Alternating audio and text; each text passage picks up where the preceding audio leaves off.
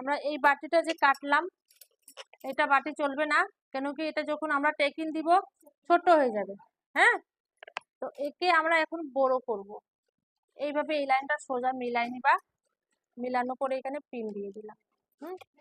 তারপর লম্বা দিকে 1.5 আর চওড়া দিকে 2, বুঝছো?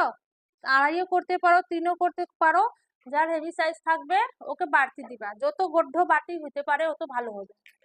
তো নর্মাল সাইজ মধ্যে তুমি একে 2 করবা, আর নিচে সবসময় 1.5 করবা, যত বাড়াবা এইখানে বাড়াবা, তাকে এইখান থেকে আমরা টেকিনটা ধরতে পারি।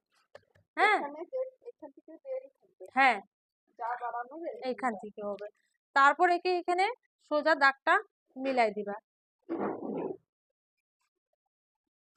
আর একে এই দিকে সোজা যাবা। হ্যাঁ, সোজা গেল 1.5, এটা 2।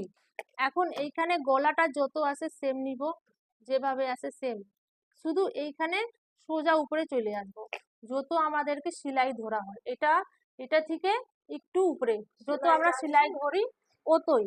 তারপর এইখান থেকে তুমি আস্তে আস্তে করে একে নিচে নামাই দিবা। এটা বেশি হয়ে গেল, এইটা দিবা, এইখান থেকে আস্তে আস্তে একে বাড়াই দিবা। বাস, এটা হলো তোমার বাটি শেপ, বুঝছো?